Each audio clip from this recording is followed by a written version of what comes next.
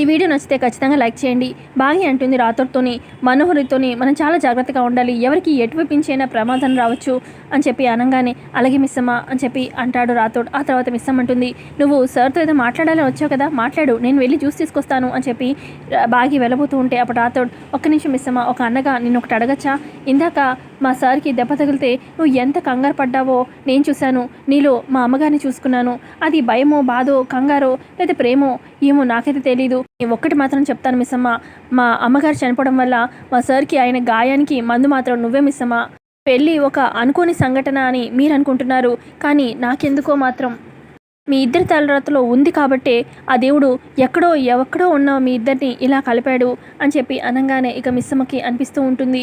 రాథోడ్ చెప్పింది నిజమే అన్నట్టుగా అనిపిస్తూ ఉంటుందన్నమాట. మరోపక్క మనోహరి కారులో ఎక్కడికే వెళ్దామని కారులో కూర్చోగానే ఇక పైన ఫ్రంట్ మిర్రర్లో చూడగానే ఇక 6 కళ్ళు కనిపిస్తూ ఉంటాయి. ఇక చాలా టెన్షన్ కంగారు పడిపోతూ ఒక్కసారి కార్ బ్యాక్ సీట్లో చూస్తుందన్నమాట మనోహరి. అక్కడ అమ్ము కనిపిస్తుంది. ఏంటి అమ్ము, నువ్వు నా కారులో ఉన్నావేంటి అనంగానే, క్లియర్గా మాట్లాడుకుందాం కానీ ముందు కారు పోనివ్వు అనంగానే, నువ్వు అసలు పొద్దు నుంచి నాకు చాలా తేడాగా మాట్లాడుతున్నావు, అసలు ఏంటమ్మో, ఏంటి నీ ప్రాబ్లం అని చెప్పి మనోహరి అంటూ ఉంటే, అంత క్లియర్గా మాట్లాడుకుందాము, ముందు కార్ స్టార్ట్ చేయి అని చెప్పి గట్టిగా అరుస్తుంది. మనోహరి భయంతో కార్ స్టార్ట్ చేస్తుంది. కార్ స్టార్ట్ చేసి వెళ్ళిపోగానే ఇక అక్కడే ఉన్న నీల గమనిస్తూ ఉంటుంది.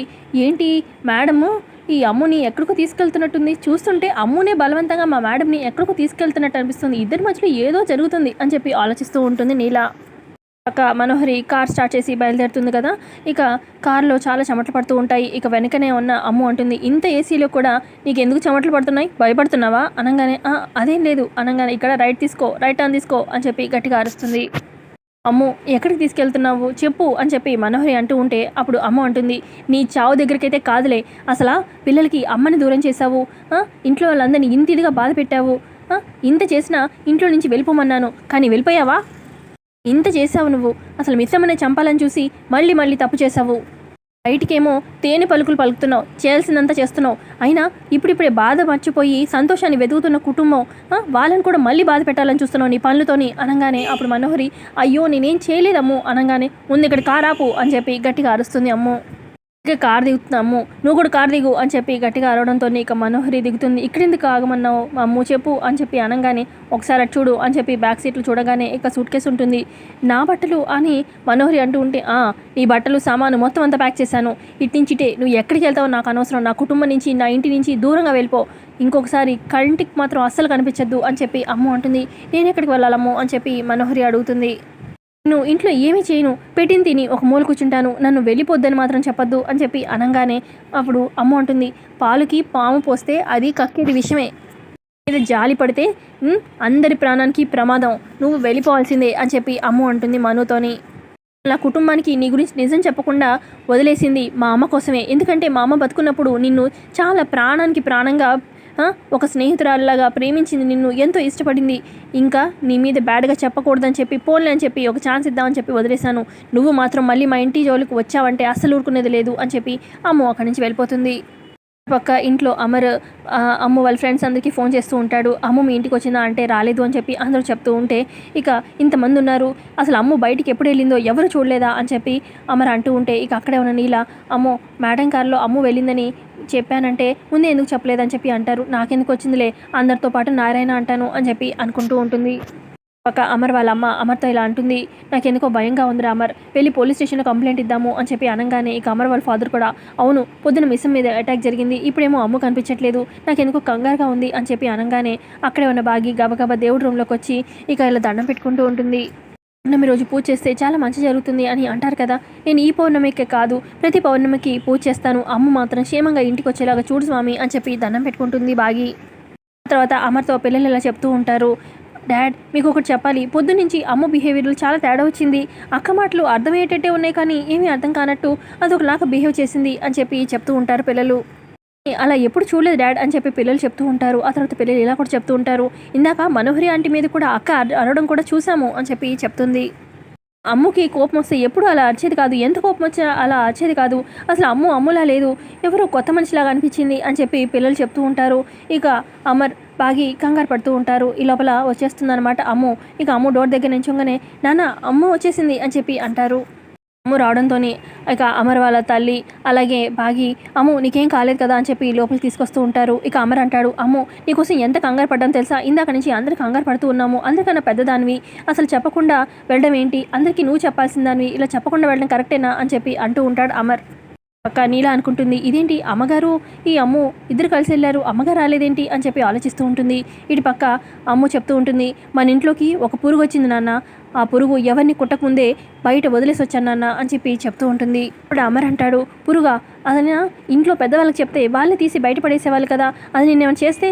అప్పుడు అమ్ము, అది నన్ను ఏమీ చేయలేదు నాన్న, అంటే అది మా సైన్స్ ల్యాబ్లో చూశానన్న ఆ పురుగుని ఎలా డీల్ చేయాలో నాకు తెలుసు, అందుకే ఎవరికి చెప్పకుండా వెళ్ళాను అని చెప్పి అమ్ము అలా కవర్ చేస్తుంది. తర్వాత బాగి అంటుంది, పురుగును పడేయడానికి ఇంత టైం ఎందుకు పట్టిందమ్ము అనగానే, మళ్ళీ ఎప్పటికీ మన ఇంటికి రాలేనంత దూరంగా పడేసి వచ్చా, అందుకే ఇంత టైం పట్టింది అని చెప్పి అమ్ము అంటుంది. తర్వాత అమర్ అంటాడు, సర్లే అమ్ము ఇంకెప్పుడు ఇలా చేయకు, చెప్పేసి వెళ్ళు ఎప్పుడైనా బయటకు వెళ్ళాలంటే అని చెప్పి అమర్ అక్కడి నుంచి వెళ్ళిపోతాడు. ఆ తర్వాత నీల అనుకుంటుంది, ఇప్పుడు అమ్ము చెప్పింది పురుగు అనింది మా అమ్మగారినేనా, అంటే ఇప్పుడు మా అమ్మగారు ఎక్కడున్నట్టో ఏమీ అర్థం కావట్లేదే అని చెప్పి తలగొక్కుంటూ ఉంటుంది. మరోపక్క ఇక అమర్ వాళ్ళమ్మ, రాము కాసేపు రెస్ట్ తీసుకుందు అని చెప్పి అమ్ముని లోపలికి తీసుకెళ్తుంది. తర్వాత అందరూ వెళ్ళిపోయాక ఇక అమ్ము బిహేవియర్ గురించి ఆలోచిస్తూ ఉంటుందన్నమాట బాగి. ఇక బాగి బిహేవియర్ అంతా గమనించి ఇక రాథోడ్తో అంటుంది, పిల్లలు చెప్పినట్టు పొద్దున్నుంచి కూడా అసలు అమ్ము బిహేవియర్లో చాలా తేడా వచ్చింది, అమ్ము మాట తీరు తన నడక మొత్తం బిహేవియర్ అంతా కూడా ఎక్కడో చూసినట్టు అనిపిస్తుంది రాథోడ్ అని చెప్పి అంటుంది బాగి. చూసినట్టు అనిపిస్తుంది కానీ ఎక్కడో గుర్తు రావట్లేదు అని చెప్పి బాగి అంటూ ఉంటే అప్పుడు రాథోడ్ అంటాడు, అదంతా మా అమ్మగారు పోలికలే మిస్సమ్మా అని చెప్పి అంటాడు రాథోడ్. మిస్సమ్మ మీ అమ్మగారిని నేను ఎప్పుడు చూడలేదు, కానీ నాకు చూసినట్టు ఎందుకు అనిపిస్తుందో ఏమీ అర్థం కావట్లేదు, నేను అమ్ము ఇంటికి సేఫ్గా వచ్చేసింది, నాకు అదే చాలు అని చెప్పి మిస్సమ్మ రాథోడ్ అనుకుంటారు. పక్క మనోహరి ఆలోచిస్తూ ఉంటుంది అమ్ము మాటలని, అసలు నేను ఆరుని చంపిన విషయం కానీ వార్డెన్ని చంపాలనుకున్న విషయం కానీ ఇటు మిస్సమ్మని చంపాలనుకున్న విషయం అసలు ఈ అమ్ముకు ఎలా తెలిసింది, అసలు అమ్ముకు నిజం తెలిస్తే డైరెక్ట్గా వెళ్ళి అమర్కి చెప్పాలి కానీ నన్ను ఇంట్లో వాళ్ళకి ఎవరికి తెలియకుండా ఇలా పంపించడం ఏంటి, ఆ మాట చూపు బిహేవియర్ అంతా కూడా అమ్ముది కాదు, అంతా ఆరులా అనిపిస్తుంది, ఆరునే ఈ అమ్ముతో ఇవన్నీ చేయిస్తుందా, అసలు నాకేమీ అర్థం కావట్లేదే అని చెప్పి మనోహరి అనుకుంటుంది. తర్వాత మనోహరి కార్లో కూర్చుంటుందన్నమాట.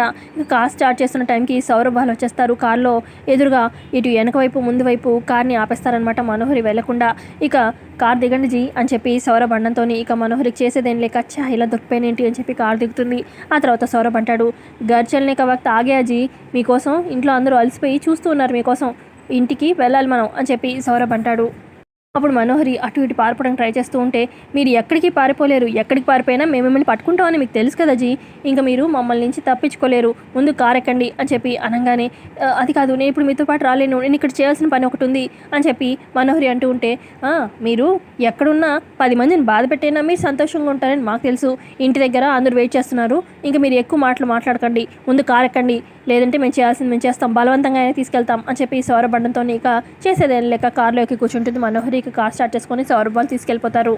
మరోపక్క అమ్ము ఆలోచిస్తూ ఉంటుంది, పౌర్ణమి గడియలు దగ్గర పడుతున్నాయి, నేను వెళ్ళిపోవాల్సిన టైం దగ్గర పడింది, పిల్లలకి ఎటు వండి పెట్టలేను, కనీసం తినిపించగలుగుతాను కదా అని చెప్పి ఇక అంజు వాళ్ళతో ఇలా అంటుంది, నాకు ఆకలిస్తుంది తిందామా అనగానే అంజు అవును బాగా ఆకలిస్తుంది అనగానే ఇక పక్కనే ఉన్న ఇద్దరు వాళ్ళ అన్నయ్యలు, ఇప్పుడు పెయింటింగ్ స్టార్ట్ చేసావు కదా, ముందు పెయింటింగ్ ఫినిష్ చేయి, ఏ పని కంప్లీట్గా చేయవా అని చెప్పి అనగానే అప్పుడు అమ్మ ఉంటుంది, సరే మీరు పెయింటింగ్ ఫినిష్ చేయండి, నేను అన్నం కలుపుకొని తీసుకొస్తాను, మీ ముగ్గురికి తినిపిస్తాను అనగానే సరే అయితే అని చెప్పి అనగానే ఇక అమ్ము వెళ్ళి ఇక గబగబా అన్నం తీసుకొచ్చి ఇక కలిపెట్టి తినిపించేస్తుంది అనమాట.